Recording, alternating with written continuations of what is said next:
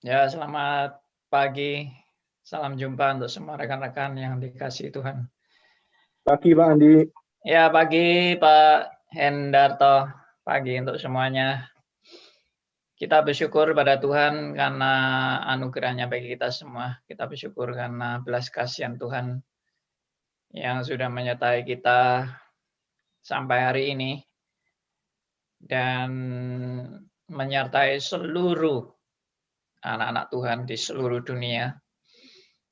Ya, dan juga menyertai siapapun termasuk saudara-saudara kita yang sudah mendahului kita untuk masuk ke tempat perjanjian Allah.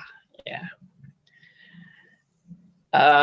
Kita akan melanjutkan saudara-saudara dalam sesi setiap hari Selasa pagi, yaitu membahas satu buku karangan daripada John Owen. Nah, buku ini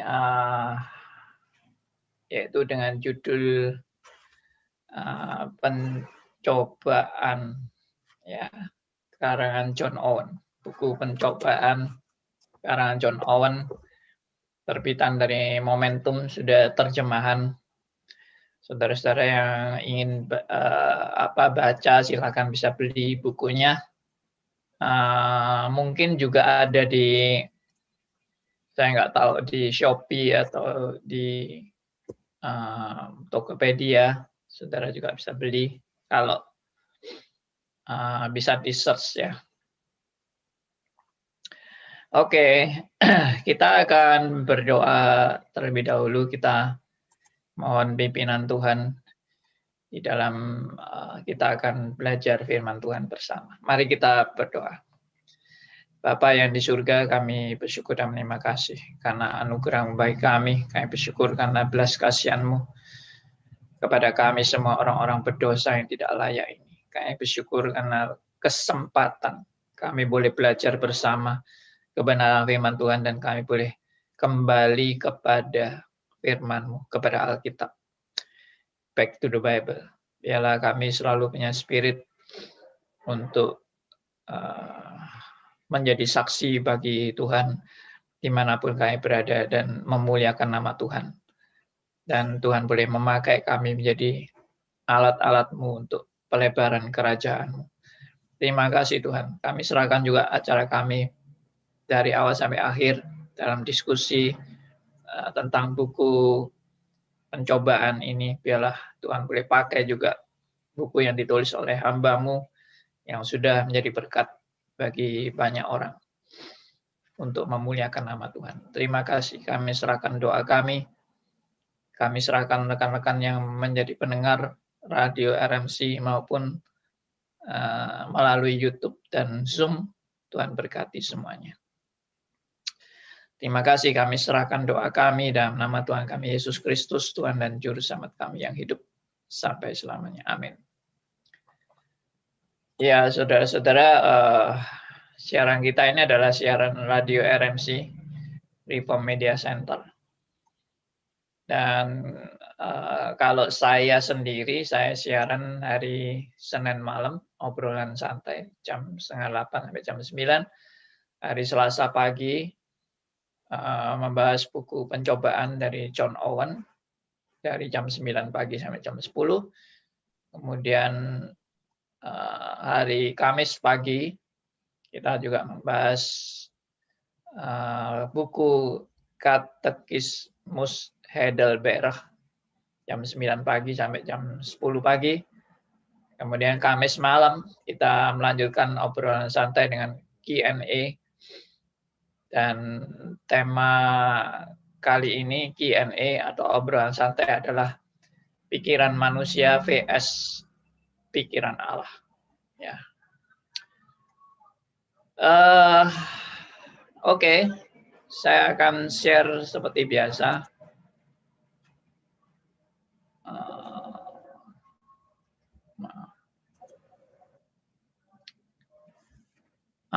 Bukunya John Owen ya. Saya akan membahas tentang ayat terakhir yang kita sudah bahas, yaitu 2 Korintus pasal 1 ayat ke-8. Ya, 2 Korintus 1 ayat 8. Saya akan bacakan kembali bagian daripada ayat ini. Allah menguji umatnya dengan memberi mereka tugas yang melampaui kemampuan mereka. Ya, ini suatu hal yang sebetulnya aneh dan ganjil. Nanti saya akan bahas keanehannya ini. Sekali lagi, Allah menguji umatnya dengan memberi mereka tugas yang melampaui kemampuan mereka. Mungkin ini kurang besar. Sebentar, saya akan besarkan.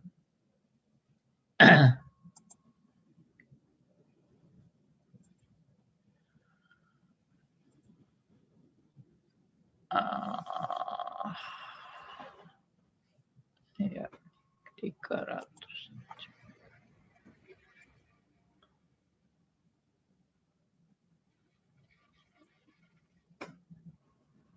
Ya, ini mungkin lebih jelas. Jadi Allah menguji umatnya dengan memberi mereka tugas yang melampaui kemampuan mereka.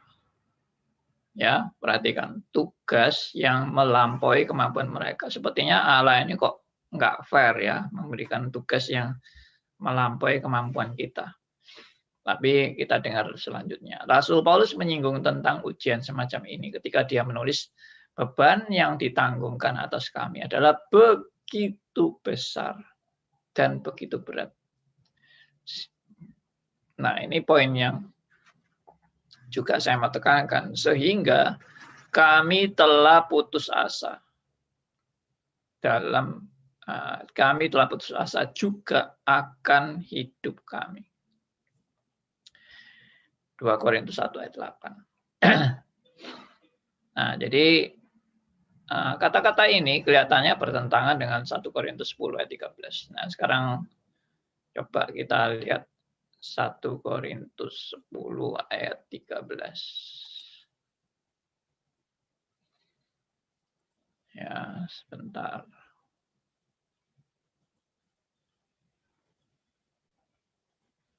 Ya. Jadi 1 Korintus 10 ayat 13 ini menjelaskan begini. Pencobaan-pencobaan yang kamu alami ialah pencobaan biasa. Kenapa biasa? Karena dikatakan yang tidak melebihi kekuatan manusia. Nah, kalau tadi kan sampai bahkan di kalimatnya yang di-share tadi di bukunya John Owen itu malah Allah itu memberikan beban yang melampaui kekuatan manusia. Tapi ini 1 Korintus 10 13 ini yang tidak melebihi kekuatan manusia. Jadi sebetulnya mana yang benar? Memang Tuhan itu memberikan melampaui kekuatan manusia atau tidak melebihi kekuatan manusia. Nah, coba saya share lagi ini. Nah, ini beban yang ditanggungkan atas kami adalah begitu besar dan begitu berat. Ini sharingnya Rasul Paulus. Ya, begitu besar dan begitu berat. Sehingga bahkan hasilnya adalah sehingga kami benar-benar telah putus asa akan hidup kami. Ya, lalu kan ditulis di pendahuluan poin ini adalah Allah menguji umatnya dengan memberi tugas yang melampaui kemampuan mereka. Melampaui kemampuan. Tapi kok Alkitab bilang itu pencobaan biasa dan tidak melampaui kekuatan manusia. Jadi bagaimana? Nah, sekarang saya akan bahas. Jadi yang dimaksud tidak melebihi kekuatan manusia itu saya kan pernah bahas juga ya. Tapi saya akan coba ulas kembali. Jadi begini, kalau melihat kalimat yang tidak melebihi kekuatan manusia, kenyataannya itu banyak orang yang jatuh dalam pencobaan.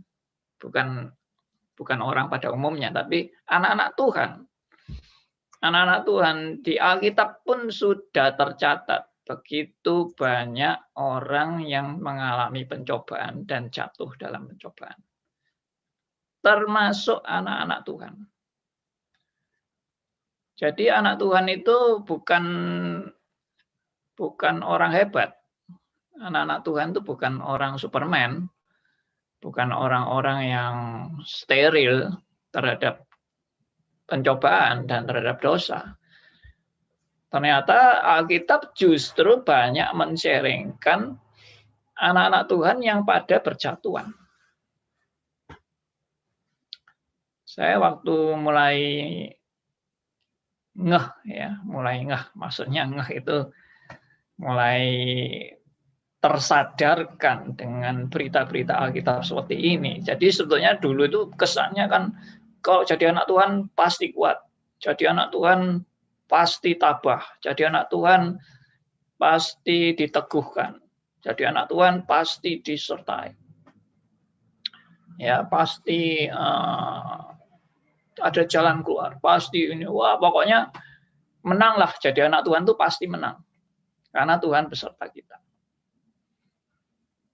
Tapi setelah saya baca dan saya renungkan peristiwa-peristiwa dalam Alkitab, itu malah menyaksikan anak-anak Tuhan yang berjatuhan. Saya tidak mau menyatakan suatu yang antitesis, yang maksudnya saya mau menunjukkan bahwa anak Tuhan itu ternyata gagal semua hidupnya. Lalu ya sudah, berarti anak Tuhan jadi jelek, tidak apa-apa. Karena memang Alkitab memberi contoh anak Tuhan itu jelek-jelek. Jadi kalau kita jelek pun tidak masalah. Nah, bukan itu maksud saya. Nah, kita harus menangkap berita Alkitab itu. Kenapa kok Alkitab itu menunjukkan anak-anak Tuhan itu banyak yang berjatuhan? Kalau ada yang tidak jatuh, di Alkitab ditulis mereka itu tidak pernah jatuh. Itu tidak berarti mereka benar-benar tidak pernah jatuh. Ya, contohnya orang seringkali mengagumi Ayub. Ayub itu hebat loh. Tidak pernah jatuh loh Ayub itu. Siapa bilang Ayub tidak pernah jatuh? Yusuf itu hebat loh. Yusuf itu tidak pernah jatuh. Dia selalu setia sama Tuhan. Siapa bilang Yusuf itu juga orang hebat? Ya, sebetulnya yang hebat itu bukan orang-orang itu. Yang hebat itu Tuhan yang menyertai mereka. Jadi kita ini sudah seringkali kalau baca Alkitab itu seringkali salah kaprah waktu baca Alkitab. Kita itu mengagumi orang-orang hebat. Dan kita istilahnya mengagung-agungkan orang-orang hebat. Termasuk sampai hari ini kita juga melihat tokoh-tokoh Kristen yang kita anggap hebat. Ya, kita agung-agungkan tokoh itu. Dan kita besar-besarkan tokoh itu. Kita muliakan tokoh itu. Dan kita lupa sebetulnya tugas kita bukan memuliakan manusia. Tapi tugas kita adalah memuliakan Allah di balik manusia yang kita lihat luar biasa itu. Oke. Ini saya mau kembali lagi ke sini ke ayat ini. Jadi yang tidak melebihi kekuatan manusia. Kenyataannya banyak yang jatuh. Ya, kenyataannya banyak yang tidak kuat menghadapi pencobaan. Nah, waktu saya mulai sadar ini, saya itu mempertanyakan ayat ini artinya apa ya? Kalau kenyataannya banyak orang yang jatuh dalam pencobaan. Banyak hamba-hamba Tuhan yang juga jatuh dalam pencobaan. Banyak tokoh-tokoh Alkitab yang juga jatuh dalam pencobaan. Tapi Alkitab bilang pencobaan-pencobaan itu biasa dan tidak melebihi kekuatan manusia. Jadi saya akan akan menggabungkan kalimat ini yang tidak melebihi kekuatan manusia dengan kalimat yang tadi. Ya, saya ulang lagi ya supaya Teman-teman melihat kalimat ini, melihat sendiri kalimat ini. Jadi Allah menguji umatnya dengan memberi mereka tugas yang melampaui kemampuan mereka. Sebetulnya tidak bertentangan dua hal ini. Karena perspektif dari 1 Korintus 10 ayat 13 dan pengertian daripada kalimat ini, Allah menguji umatnya dengan memberi mereka tugas yang melampaui kemampuan mereka, atau juga yang di-sharingkan oleh Rasul Paulus di 2 Korintus 1 ayat 8 ini. Ya, beban yang ditanggungkan atas kami adalah begitu besar, begitu berat sehingga kami telah putus asa akan hidup kami. Apakah ayat ini bertentangan? Ya, 2 Korintus 1 ayat 8 ini dengan 1 Korintus 10 ayat 13 itu bertentangan? Saya jawab pasti tidak bertentangan. Dan itu memang sesuai dengan presupposisi kita bahwa ayat-ayat Alkitab itu tidak akan saling bertentangan satu dengan yang lain. Jadi kalau tidak bertentangan, lalu artinya apa? Ya. Artinya sudah dijawab di dalam ayat ini, yaitu ayat berikutnya, ya, di 2 Korintus 1 ayat 9, dan itu ditulis di kalimat berikut dari bagian ini. Ya. Nah, kita baca kalimat berikutnya. Inilah ujian yang Allah gunakan untuk mengajar Paulus, ya, supaya, nah, kata supaya ini yang penting, ya. Supaya apa? Supaya jangan menaruh kepercayaan pada diri kita sendiri, tetapi hanya kepada Allah yang membangkitkan orang mati. Ini poinnya. Jadi poinnya itu adalah di dalam kita menghadapi pencobaan yang begitu berat, Tuhan mau menyatakan kebenaran. Ya, ini sudah kita bahas yang lalu, ya, bahwa supaya kita jangan menaruh kepercayaan pada diri kita sendiri. Ya, ini ada salah ketik, tidak ada anunya. Oke. Supaya kita jangan menaruh kepercayaan pada diri kita sendiri, tetapi hanya kepada Allah. Ya, hanya kepada Allah yang membangkitkan orang-orang mati. Jadi ini yang tadi saya bilang, kita kalau melihat kesaksian hamba Tuhan atau seseorang yang bersaksi, itu arahnya bukan untuk kita memuji manusianya. Arahnya justru kita melihat di balik semua yang disaksikan itu ada tangan Allah yang sedang bekerja, menyertai, memelihara, dan berkuasa atas hidup hamba Tuhan ini atau anak Tuhan ini. Itu poinnya. Jadi jangan menaruh kepercayaan pada diri kita sendiri. Semua yang disaksikan itu menunjukkan bahwa bukan manusia yang hebat, tetapi Allah yang patut dipuji dan dimuliakan. Dan bukan supaya kita menaruh kepercayaan kepada manusia atau kepada diri kita sendiri, tapi menaruh kepercayaan hanya kepada Allah yang membangkitkan orang-orang mati. Itu 2 Korintus 1 ayat 9. Jadi ini maksudnya. Ini maksudnya bahwa yang dimaksud dengan memberi tugas yang melampaui kemampuan itu supaya arahnya kita sadar manusia itu memang tidak mampu. Manusia itu bobrok. Dan manusia itu tidak pantas. Dan hanya kepada Allah saja aku berharap. Itu spirit Alkitab, saudara. Spirit pemazmur itu selalu poinnya adalah hanya kepada Allah saja aku berharap, atau aku menaruh harapanku. Ya, aku melayangkan mataku ke gunung-gunung.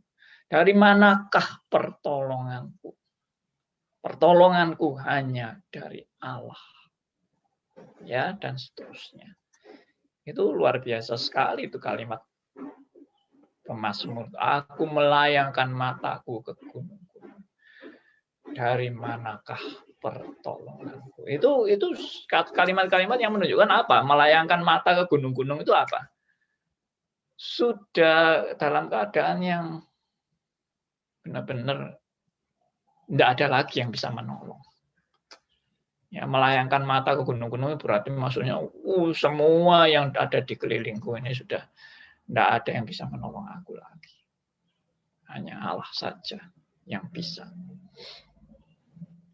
Nah, ini suatu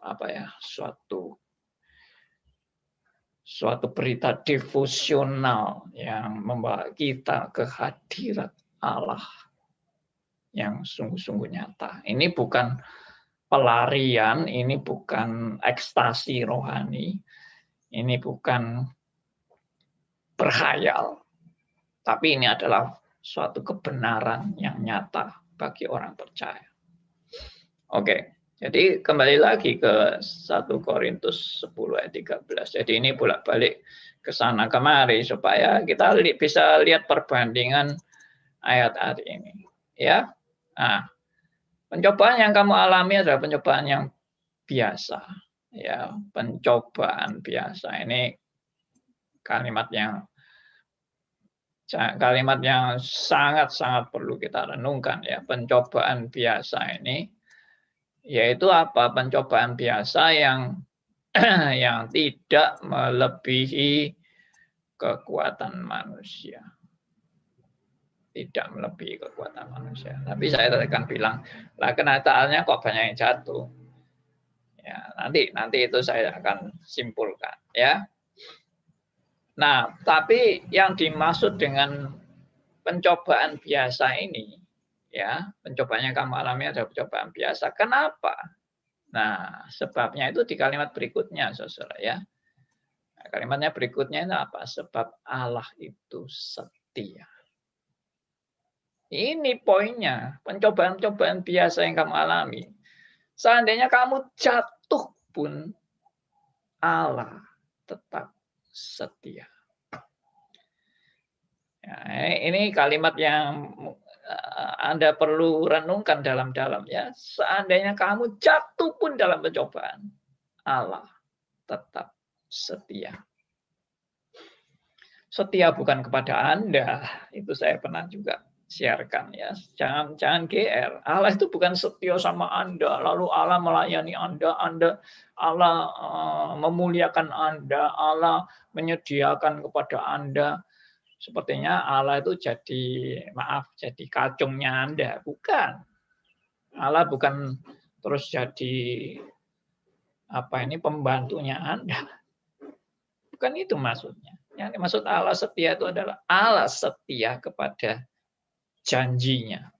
Allah setia kepada dirinya sendiri dan kebenarannya sendiri.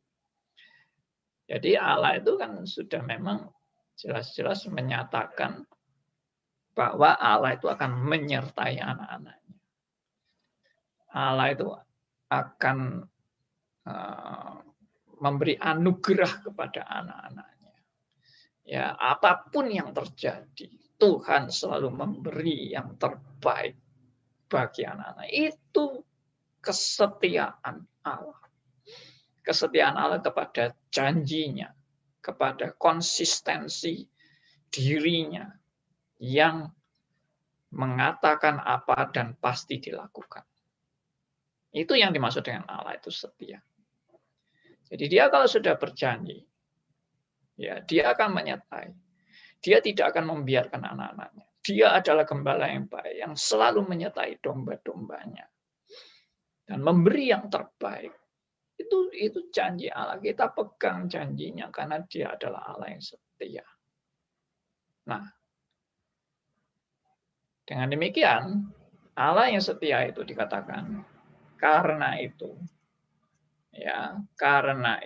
ia tidak akan membiarkan kamu dicobai melampaui kekuatan. Perhatikan, tidak akan membiarkan kamu. Ya, tidak akan membiarkan kamu. Nah, ini penting. Ya, Karena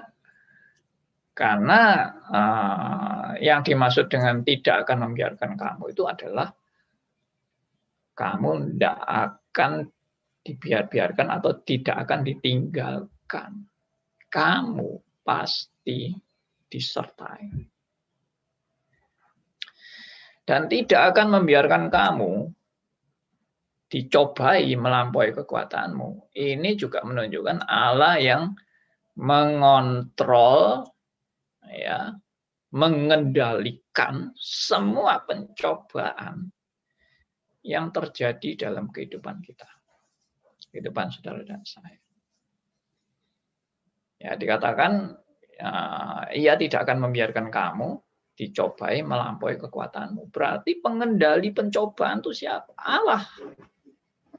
Yang mengontrol pencobaan yang terjadi dalam kehidupan saudara dan saya. Allah. Yang mengetahui kadar kekuatan Anda dan saya adalah Allah.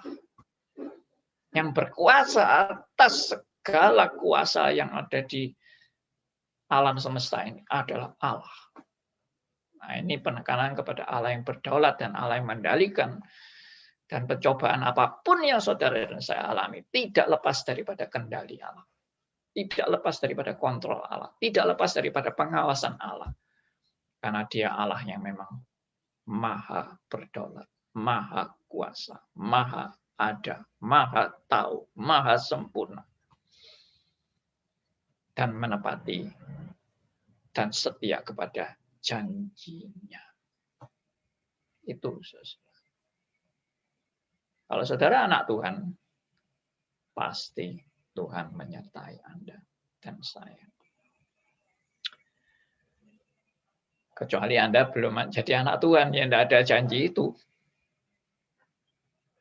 Lalu mungkin pertanyaannya, bagaimana saya tahu saya benar-benar anak Tuhan atau tidak? Wah, itu nanti topik lain, ya. Itu nanti aja. Ini kita sudah berasumsi Tuhan pasti menyertai anak-anaknya. Dan tidak pernah meninggalkan anak-anak. Dan tidak pernah membiarkan. Ya. Jadi kalau sampai dalam pencobaan itu kita jatuh dan kita gagal, itu pun dalam rangka Allah sedang mengontrol dan mengendalikan segala sesuatu tanpa kecuali.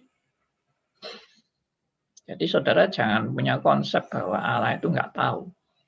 Pencobaan yang kita alami itu Allah nggak tahu. Atau Allah nggak ngerti. Atau Allah nggak mengontrol. Atau Allah kebobolan. Atau Allah tidak menjaga kita. Atau tidak menyertai kita. Ya, Allah tidak waspada. Allah teledor. Itu jangan punya konsep kayak gitu. Itu konsep-konsep antroposentris yang nggak benar.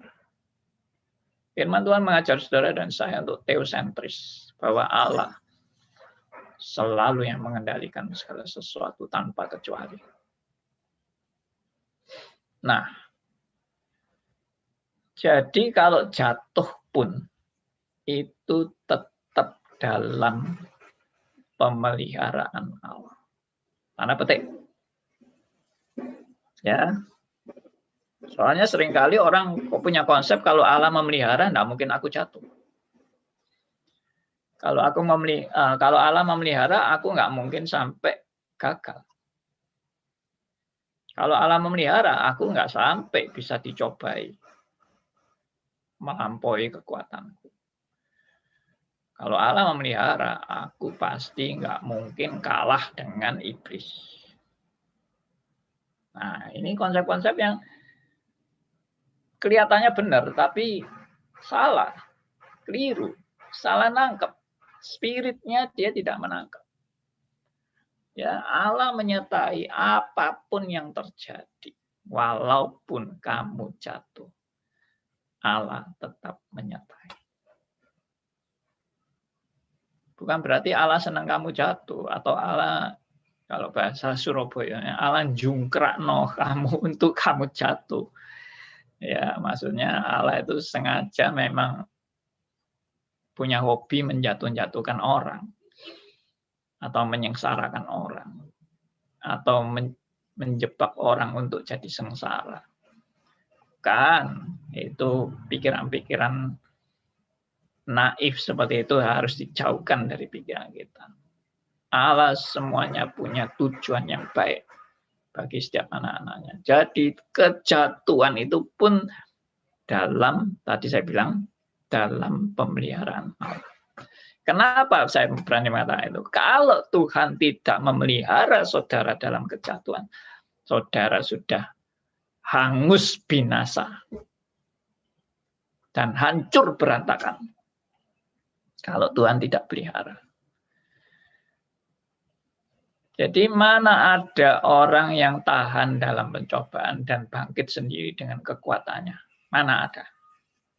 Saya ulangi, mana ada orang yang tahan dalam pencobaan dan bangkit sendiri dengan kekuatannya? Tidak ada, pasti.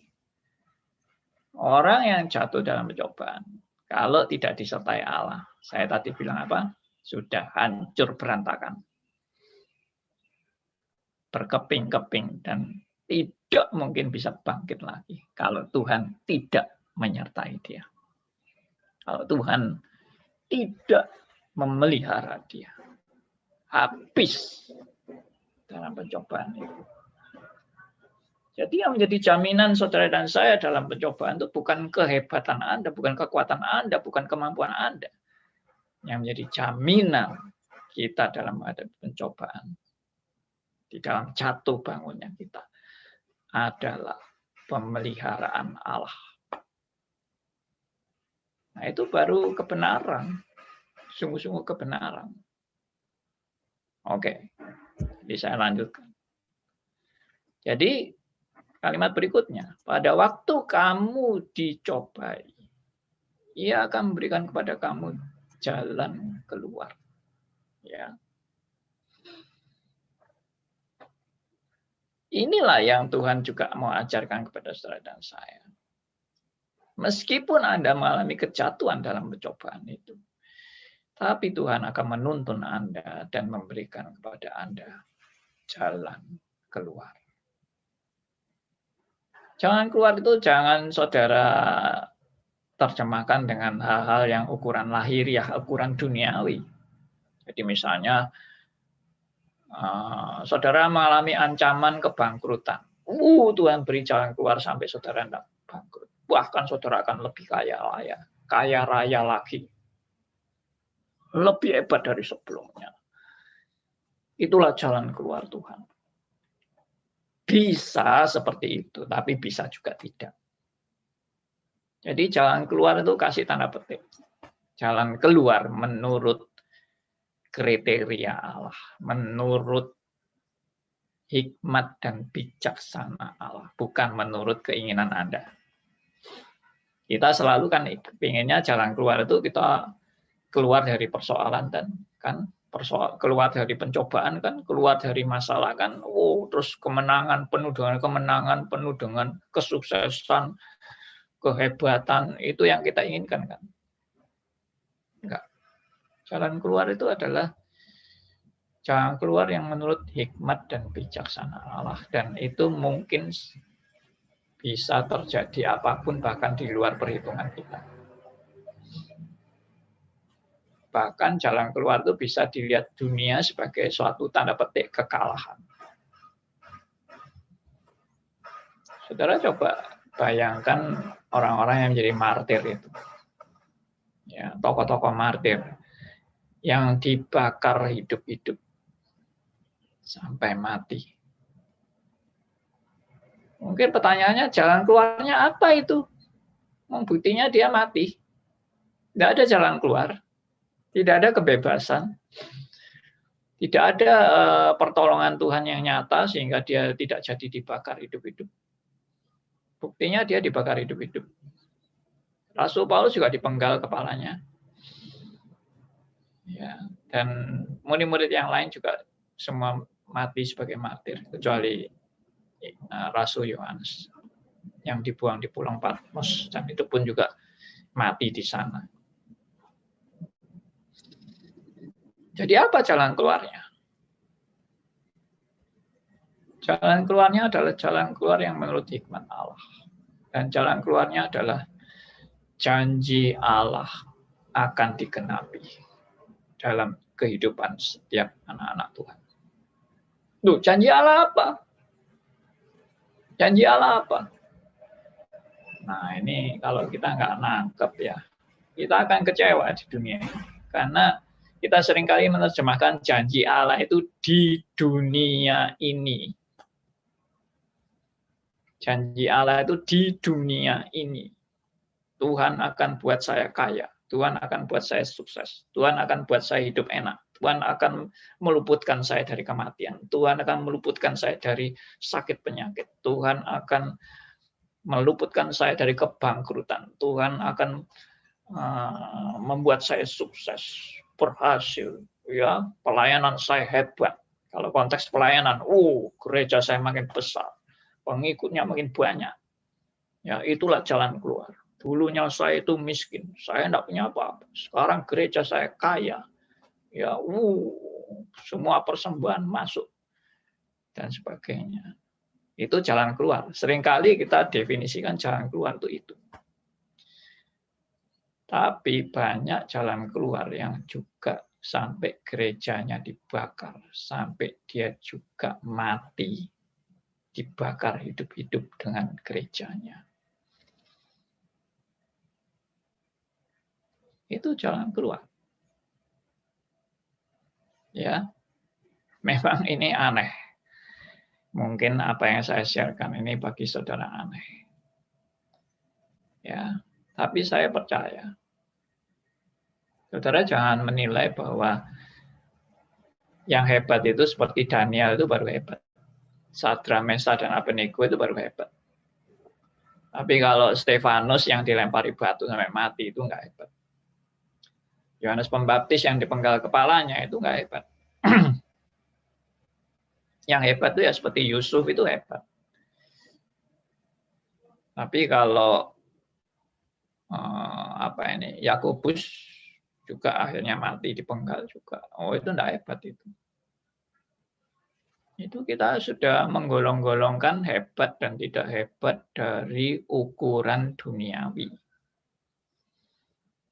Itu kesalahan besar dari orang-orang percaya, yaitu mengukur hebat dan tidak hebat dengan ukuran duniawi. Ukurannya bukan masalah hebat tidak hebat. Ukurannya adalah Tuhan yang memelihara. Tuhan yang memberikan jalan keluar. Tuhan yang selalu menyertai. Ya. Sehingga kamu dapat menanggungnya. Nah, ini bagi mereka yang masih dapat kesempatan hidup, kamu akan lebih cakap menanggungnya. Tapi bagi yang tidak dapat kesempatan hidup lebih lanjut, itu pun diberi kekuatan untuk menanggungnya. Ya, saya percaya memang setiap kali mengalami pencobaan kita gentar dan kita mengalami ketakutan yang luar biasa. Persis seperti Rasul Paulus yang tadi bilang, kami sampai putus asa. Yang melampaui kekuatan kami. Apa yang kami alami itu melampaui, beban yang kami terima itu terlalu berat, melampaui kekuatan kami. Kita juga akan menghadapi hal seperti itu sampai kita mungkin putus asa, kita gentar menghadapi semua itu. Tapi dari semua itu Tuhan mau menghantar saudara dan saya untuk berserah sepenuhnya kepada Allah. Sampai apa? Sampai titik penghabisannya adalah dalam menghadapi kematian. Semua orang akan sampai kepada titik yang final, yaitu menghadapi kematian. Dan sekali lagi, menghadapi kematian itu bukan pencobaan yang melampaui kekuatan kita. Menghadapi kematian itu juga adalah pencobaan yang terakhir karena sudah mau mati. Pencobaan yang terakhir Dan Tuhan menguji kita melalui pencobaan itu untuk kita makin belajar bersandar hanya kepada Dia, hanya kepada Allah. Dalam menghadapi kematian, detik-detik menghadapi kematian, bersandar kepada Allah. Dan pada saat menjalani detik-detik kematian, Tuhan tetap menyertai kita. Tuhan tidak pernah meninggalkan anak-anaknya. Walaupun dalam lembah kekelaman, aku tidak takut bahaya karena Engkau beserta aku. Ya, Mazmur 23. Tuhan menyertai kita. Jadi itulah yang dimaksud dengan pencobaan yang tidak melampaui kekuatan. Artinya Tuhan mau menghantar kita sampai dalam pembentukannya, sampai kita benar-benar berserah sepenuhnya kepada Dia. Ya, biarlah ini menjadi pelajaran bagi saudara dan saya.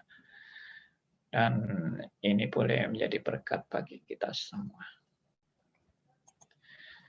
Oke, saudara, saya sampai di sini. Kalau ada saudara yang mau bertanya atau ada yang mau sharing atau ada yang mau juga membagi berkat, silahkan.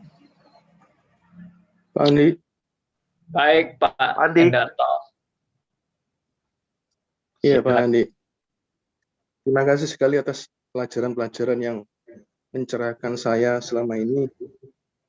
Dengan pelajaran Pak Andi yang paparkan ini, saya jadi merasa saya ini orang yang benar-benar yang Pak Andi tuturkannya tidak layak, bobrok, dan benar-benar jahat kepada Tuhan.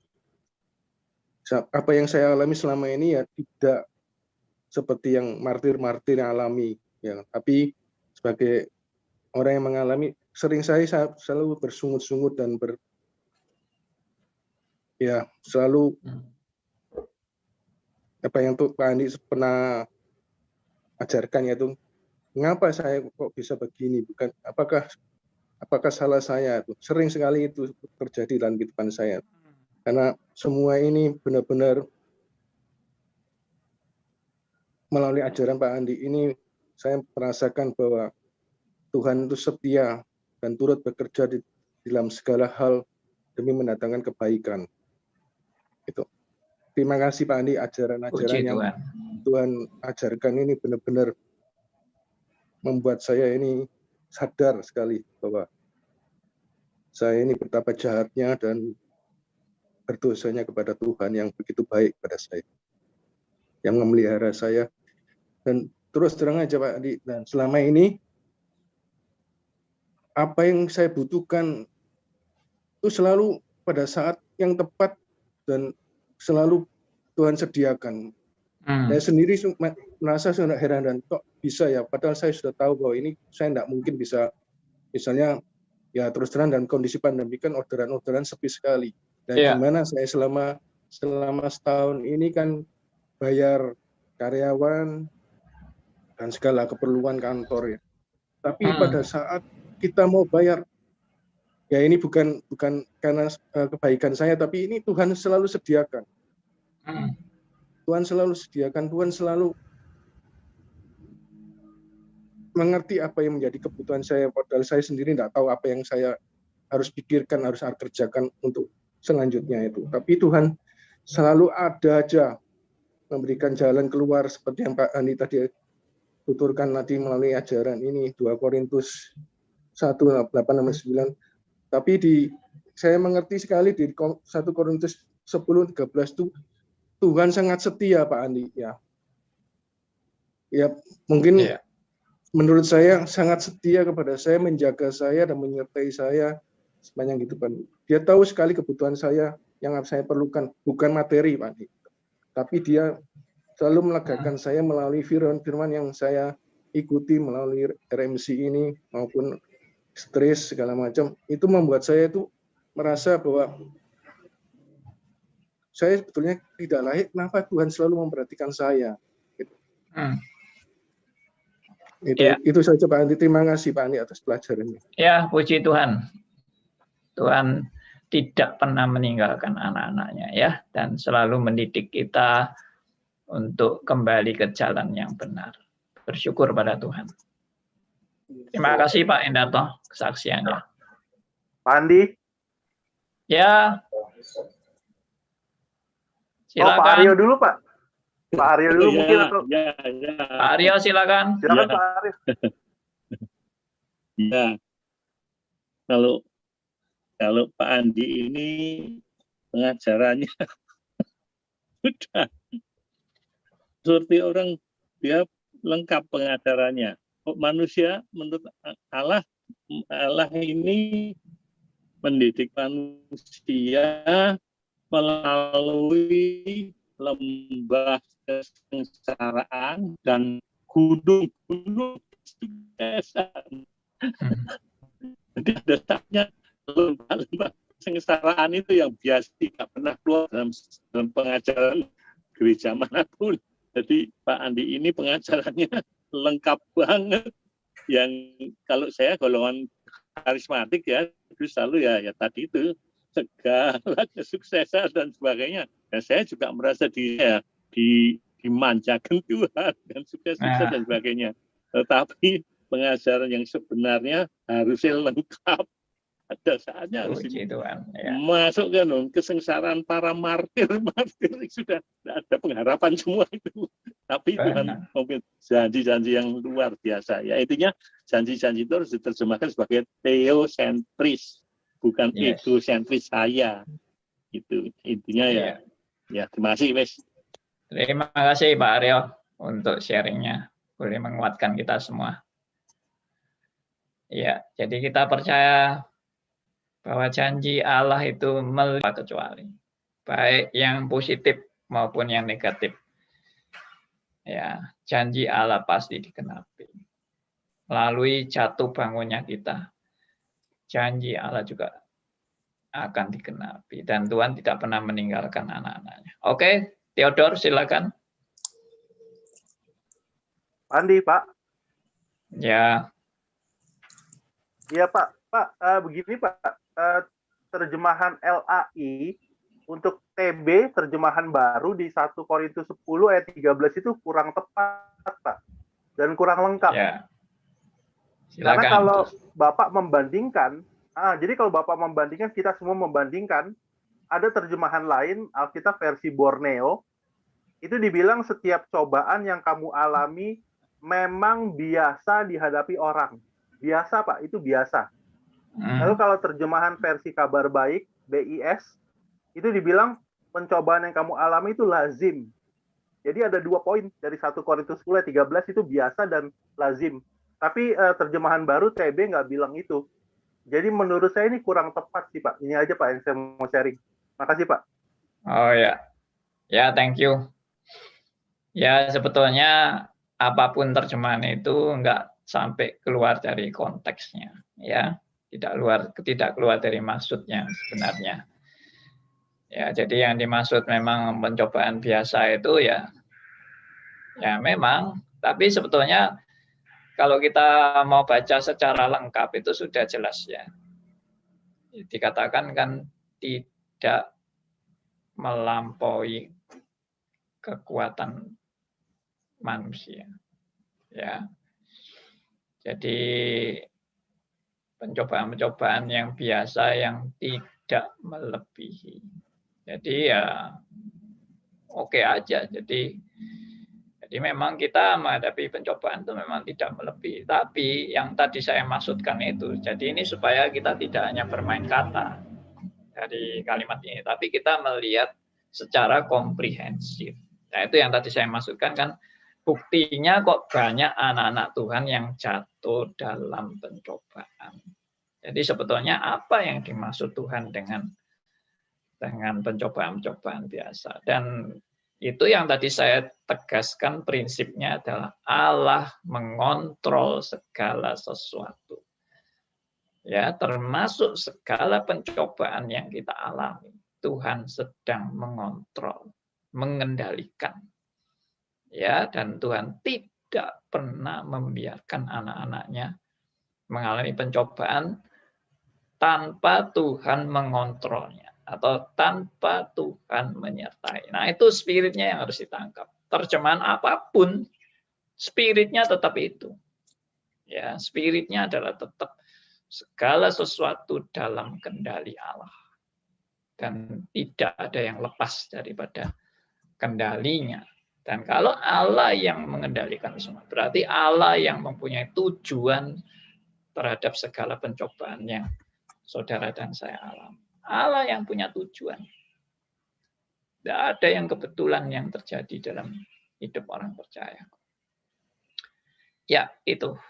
Oke, berikutnya siapa tadi? Silakan Pak Liman. Iya. Saya juga mengamini pelajarannya Pak Andi. Memang dalam hal itu betul, Pak.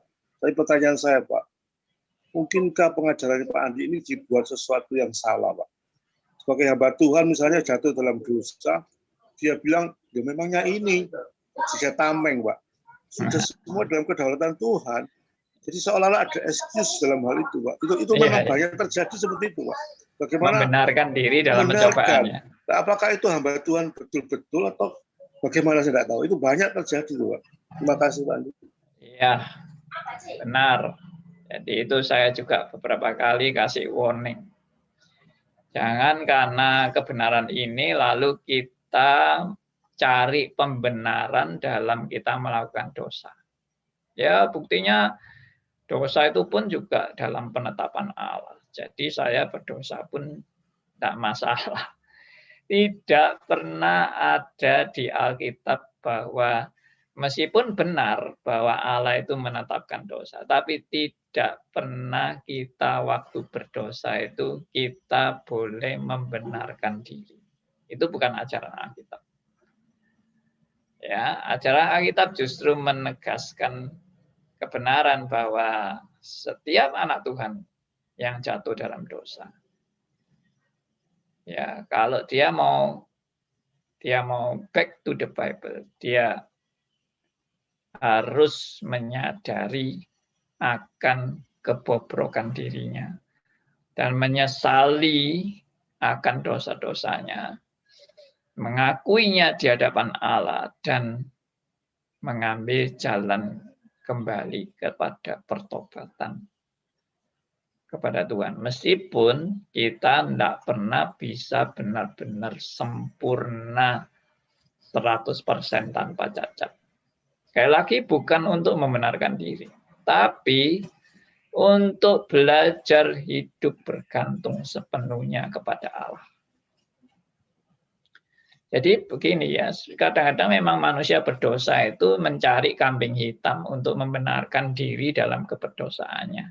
Itu bukan spirit Alkitab. Spirit Alkitab itu justru mau menunjukkan manusia ini memang bobrok, nggak ada yang benar 100% di hadapan Tuhan, dan harus menyadari hidupnya yang tidak layak ini bagaimana dia belajar bergantung hanya kepada Allah. Poinnya itu. Jadi tidak ada poin membanggakan diri sendiri, merasa diri paling hebat, saya sudah menang atas dosa-dosa saya tidak pernah gagal, atau saya tidak pernah jatuh dalam dosa, saya hamba Tuhan unggulan, ya, hamba Tuhan paling hebat sedunia, ya, dan sebagainya, itu spirit seperti itu juga nggak ada. Jadi jangan ekstrim kiri, ekstrim kanan. Ekstrim kanannya, saya hamba Tuhan hebat, tidak pernah jatuh dalam dosa. Ekstrim kirinya, ya hamba Tuhan jatuh dalam dosa itu biasa, tidak usah merasa bersalah. Itu ekstrim kiri. Ya kita tidak belajar Alkitab untuk jadi ekstrim kanan, ekstrim kiri tadi yang ngaco itu ya. Kita justru diajar aku bukan apa-apa dan hanya Allah yang patut dimuliakan. Ya. Satu pertanyaan lagi boleh Pak Andi ya? Jangan cari kambing hitam. Ya, gimana Pak Liman? Satu pertanyaan lagi boleh Pak, saya ingat Pak. Silakan. Saya mendengar ajaran Pak Halim ini secara reform memang ada teosentrisnya, Pak ya. Tapi beberapa hari yang lalu saya sub dengan seorang reform juga. Kok saya lihat sama-sama reform, dia mengaku reform, Pak. Tapi dia pengajarannya bukan kata saya ngaji dengan Pak Alim. Rasanya kok bertentangan sekali, Pak. Waktu pertanyaan saya dijawab oleh dia itu. Apakah reform itu beda-beda atau bukunya beda atau pengertiannya beda atau tidak tahu, Pak. Banyak bertentangan dengan Pak. Padahal dia seorang reform katanya. Saya bingung sekali juga menghadapi ini, Pak. Diombang-ambingkan oleh Pak Ali bilang gitu, karena bilang gini. Nah, ya sama-sama reform, Pak. Itu saya tidak nyebutkan nama Tuhan ya, Pak. Itu yang saya pertanyakan, apa yang terjadi, Pak. Ya, bagi saya kalau saya dengar seperti ini, pertama saya harus menyatakan fakta memang bahwa reform itu memang bukan cuma satu. Maksudnya pengajaran reform itu, aliran reform itu banyak. Dan ini reform mau reform yang mana? Ya, akhirnya memang berkembang jadi macam-macam reform itu. Bahkan ada reform karismatik ya, atau yang disingkat jadi rematik ya. Nah, atau reform Arminian. Reform Arminian itu campuran ajaran reform ya diambil, ajaran Arminian ya diambil, ya. Jadi gaduh-gaduh. Ya, kalau saya itu pikiran saya sederhana. Ya, yang namanya reform itu ya benar-benar back to the Bible. Jadi semua kebenaran itu harus diuji kembali kepada Alkitab. Jadi kalau Pak Liman tanya ini reform kok aneh-aneh, kok lain-lain dan pertentangan, ya memang kalau semua orang kan hanya semua orang itu pandangan Alkitabnya kan berbeda-beda. Jadi cara dia menafsirkan juga berbeda. Nah, tapi yang benar-benar kembali kepada Alkitab ya silakan kita menggali benar-benar Alkitab. Lalu yang kedua adalah semua itu masih dalam proses. Jadi saya juga tidak bisa menuntut orang yang pemahamannya berbeda dengan saya harus dalam sekejap sama dengan saya. Enggak juga, karena saya juga pernah mengalami keyakinan reform yang seperti itu. Ya, jadi saya dulu itu juga reform yang tidak mengakui kedaulatan Allah sepenuhnya. Nah, kedaulatan Allah itu hanya untuk hal-hal yang baik saja. Untuk hal-hal yang jelek itu bukan kedaulatan Allah. Itu dulu keyakinan saya seperti itu. Tapi setelah saya makin belajar, saya makin sadar bahwa kedaulatan Allah meliputi segala hal tanpa kecuali.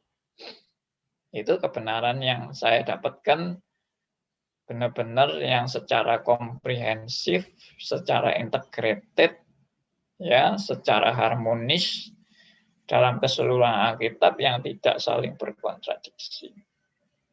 Ya, tapi tiap orang memang masih dalam proses belajar. Jadi, ya kalau dalam pemahaman, dalam proses belajar ini masih berbeda, ya saya memahami dulu saya bergumul seperti ini itu enggak waktu sebentar loh, saya cukup lama bergumul ini, kurang lebih mungkin sekitar 7 tahun saya bergumul tentang memahami kedaulatan Allah. 7 tahun. Kalau saudara bisa mendengar ini cuma dalam 1-2 jam langsung nangkep, wah ya itu anugerah luar biasa. Saya dulu bergumul ini juga bergumulnya sampai ya, benar-benar ya memeras pikiran, benar-benar kalau tidak ada anugerah Tuhan ya tidak mungkin saya mengerti seperti ini. Makanya ada orang yang menanggapi kan, kalau kita jadi orang Arminian itu adalah sesuatu yang natural. Natural itu alami. Setiap kita itu secara alami pasti akan menjadi Arminian. Tapi kalau kita sampai bisa menjadi reform, dan bahkan reform yang saya sebut sebagai reform klasik Itu benar-benar anugerah Tuhan. Itu bukan kemampuan kita, itu bukan kehebatan kita. Itu bukan kecerdasan kita. Itu betul-betul anugerah Tuhan. Ya, itu yang saya mau sharekan. Ya, jadi bagi Pak Liman kalau menghadapi perbedaan-perbedaan itu ya enggak usah kaget. Enggak usah merasa aneh. Ya. Karena memang semua lagi dalam proses. Dan prosesnya sampai di mana? Belum di end kan? Belum sampai berakhir.